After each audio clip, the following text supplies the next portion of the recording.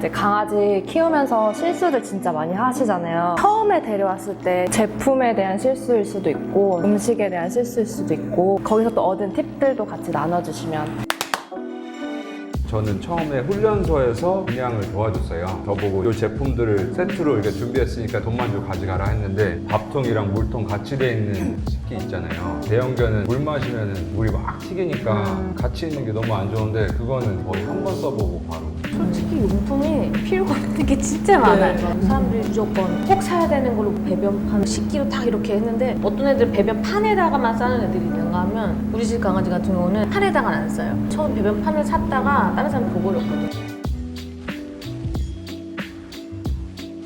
제일 많이 썼던 게 그 물그릇 탁탁탁탁 쳐서 마시는 거. 소형견이다 보니까 위를 올려다보면서 물을 마시는 것 자체가 그렇게 몸에 좋지 않았던 거예요. 돈이 드는 건 사실 어쩔 수 없는 부분이고 그러니까 나중에 가서 문제가 생기게 되면 맞아요. 그때 가서 막 후회가 되니까 조금 더 들어도 진짜 맞는 거를 좀 더 시도해보는 시행착오가 있어야죠. 건 어쩔 수 없는 거예요. 인스타그램 광고 이런 거를 맹신하는 거? 눈물 자국 없애줍니다 하면 옳다구나. 내가 키우는 강아지의 종에 대한 그런 어려움이 있지? 그런 고민은 하지 않고 이걸 어떻게 하면 내가 돈을 주고 물건을 사서 애가 더 예뻐질 수 있을까? 그러니까 이런 고민만 했던 거?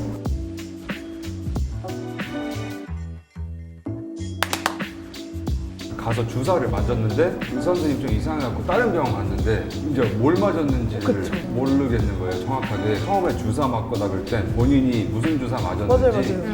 적고 그 약도 24시 병원도 찾아놓고 그냥 일반 병원도 찾아놓는데 일반 병원에 다니면서 먹는 약들을 이름을 적어놓으면 24시 병원에 가서 쪽지 같은 걸 보면서 저희는 이런 약을 복용하고 있는 애예요 라고 말할 수가 있기 때문에 되게 응급시에는 그런 걸 써놓는 게 이게 원래 스케일링 시켜야 되잖아요. 원래 강아지들 전신마취 하면 안 좋으니까 전신마취 할 일이 있으면 체크해놔. 맞아, 해야 돼. 맞아, 맞아. 이거 해야 돼, 이거 해야 돼. 그러면 한 5가지 모였어. 준비됐다. 맞아, 그거 팁이야. 스케일링 할 때 전신마취 어차피 해야 되는 어차피 뭐 해야 맞아. 수술이 있거나 맞아. 꼭 해야 되는데 그때 하는 거. 저도 그게 후회돼요. 스케일링을 그때 못한 게 스케일링 뭐 기구 같은 거를 알아보다가 이거는 집에서 해결할 게 진짜 아니다. 껌 같은 거 다 뻥이죠. 입안에 세균이나 뭐 그런 거는 일시적으로 잡아줄 수 있는데 뭐 스케일링 같은 거에 대한 직접적인 해결책은 사실 아닌 것 같고 아니면 어릴 때부터 굉장히 관리 잘해줬으면 모르겠는데 양치 같은 거 전화 이분처 유기견 좀 큰 애를 데리고 왔으면 장난 아닐 거란 맞아. 말이에요. 돈이 이렇게 많이 들 거라고 어쩌면은 생각 못 할 수도 있어요. 제 주변에도 많은 사람들이 강아지 예쁘니까 조금 뭐 사서 키워야지라고 하는데 한 번 병원 가면 100만 원 우습게 깨져요. 진짜.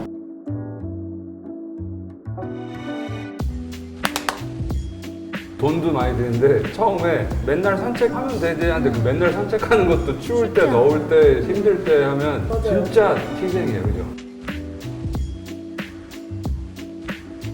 그 외국에 반려동물 다니는 산책법 같은 거 그런 거를 보니까 나 징역이네? 나는 죽어서도 못 키우겠다. 산책할 때 몰랐던 게 처음 강아지를 데려와서 너무 냄새를 맡는 거예요. 한 발자국 가다가 다시 냄새 맡고 또 가다가 냄새 맡으니까 보통 내가 생각했던 산책은 막 같이 맡으면 너무 잘 뛴다 막 약간 이런 거였는데 너무 맡으니까 나는 계속 한 자리에서 서가지고 맞아, 이러고 맞아. 있어서 처음에는 단추야 가자 이제 가자 그만 맡아 가자 이랬는데 사실 코로 그 스트레스 푸는 게 되게 크대요 강아지들한테. 예전에 세미나에서 한번 들었는데 강아지들 산책이 진짜 이렇게 걷는 게 아니라 15분에서 20분이든 그냥 한 자리에서 계속 걷는 것도 걔네들한테 산책이라는 생각을 좀 뭔가 양보다 질이라는 게 딱 오래 시키는 것보다 애가 하고 싶은 거 맡고 싶은 거 온전히 집중해 주는 게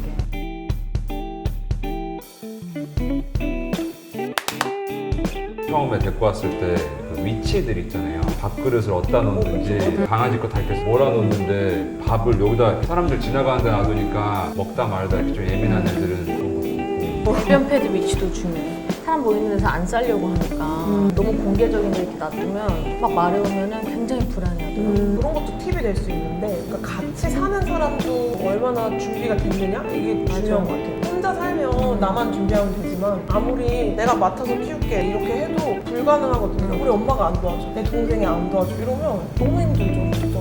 이게 생각했던 거랑 다른 부분들이 있는데 요거를 모르고 판단 내려서 나중에 강아지 버리거나 하는 사람들 있잖아요. 힘든 부분들을 얘기 들어보고 판단 내리는 거가 가장 큰 팁. 뭐 자기 집의 크기라든지 애의 성향을 잘 충족시켜줄 수 있는 조건을 내가 갖추고 있는지 보통 TV 보면은 막 종에 대한 영상들 많이 올라와 있잖아요. 그거를 보고 파악을 하는 것도 중요하고 그리고 종에 대한 환상 같은 거를 안 갖는 거. 거기다 대형견 같은 경우는 처음에 아예 감이 없는 거예요. 그러니까 얘가 나중에 들지도 못하는구나를 저는 버스나 이거 못하잖아요. 대형견 같이. 소형견들은 이동 부담이 어릴 때부터 캐리어나 이런 게 들어가서 이동하는 게 편해지면 나이 먹고 진짜 편하거든요. 캔넬이 사실 작고 막 이러니까 거기 들어가 있는 게 약간 안쓰럽고 괜히 그런 기분이 들어서 좀 안 하게 되는데 그게 사실은 강아지들도 안락한 장소가 하나 있으면 좋고 오래 이동해야 할 맞아요, 경우 맞아요. 그거를 하나 놔두라고 하더라고요. 열어놓고 그럼 강아지가 거기 진짜 있어요. 네, 있어요. 그냥 혼자 잘 때도 맞아요. 거기 가서 자고 편한가 봐요.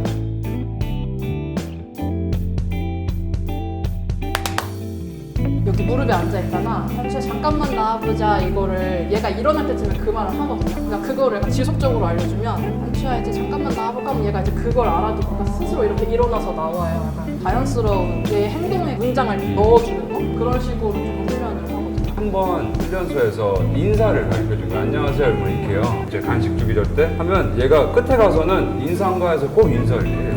안 지워져. 그래서 그 아버지가 되게 싫어하는 사람이었어요. 비굴해 보이잖아요. 이것도 팁이라면 훈련시킨 거 지우는 게 더 어려운 것 같아요. 쓸데없는 훈련 진짜 할 필요가 없어.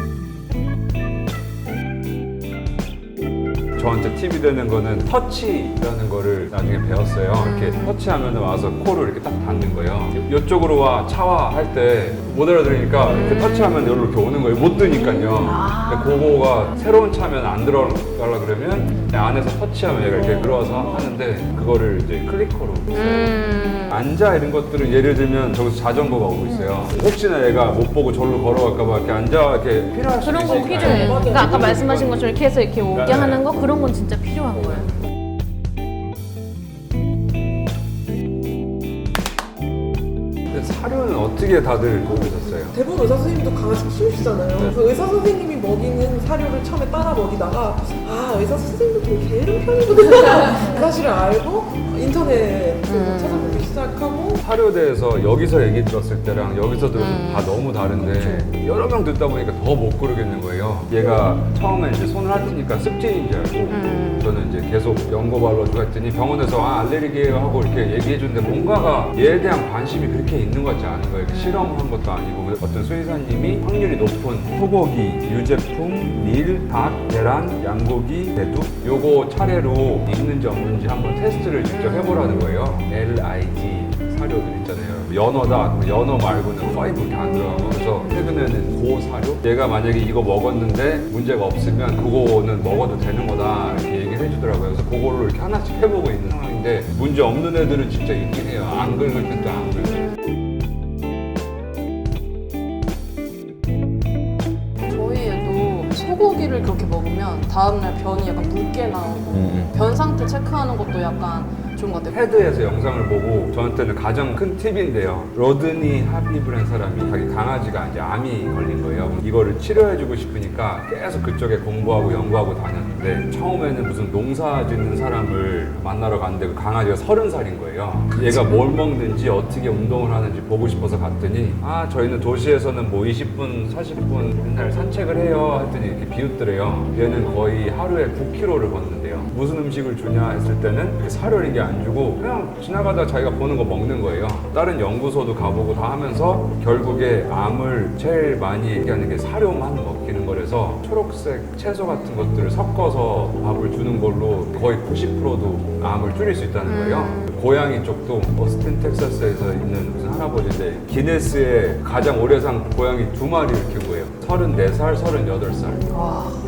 그분한테 뭐를 했길래 2번이나 기록을 이렇게 깰 수 있었냐 했더니 그냥 나는 얘네들 음식에 채소를 좀 섞어줬을 뿐이다 라고 얘기하는데 저는 그거 후에 사료랑 브로콜리나 이런 것도 섞어서 이렇게 주는데 이 팁이 본 것 중에서 가장 이렇게 도움되고 간식이 진짜 많이 먹이는 것 같아요. 사람들이 간식 그렇게 많이 먹을 필요 없어요. 너무 사실. 많이 먹어요. 그 노즈워크 할 때도 막 간식 막 숨겨놓잖아요. 그런 것도 그래서 저는 다 막 잘라서 엄청 작게 해가지고 만질 필요가 전혀 없어요. 사실. 예전에 배 먹으면 얘가 옆에서 이렇게 보고 있는데 한 번 이렇게 반을 줬어요. 그랬더니 얘가 먹는데 귀여운 거예요. 이렇게 싹싹 먹는데. 그러니까 앞에 한 개 먹고 반 주고 하니까 나중엔 배 소리나 냄새만 맡아도 이건 자기 거다 같이 해서 저 멀리에서 이렇게 배 자르면 탁 이렇게 일어나는 거예요. 근데 병원에 가니까 과일 이렇게 많이 주는 거 안 좋다 했는데 이제는 지금까지도 배 자르면 그래요. 그래서 얘한테 한 번 주면 안 될 걸 주면 평생 그거 이렇게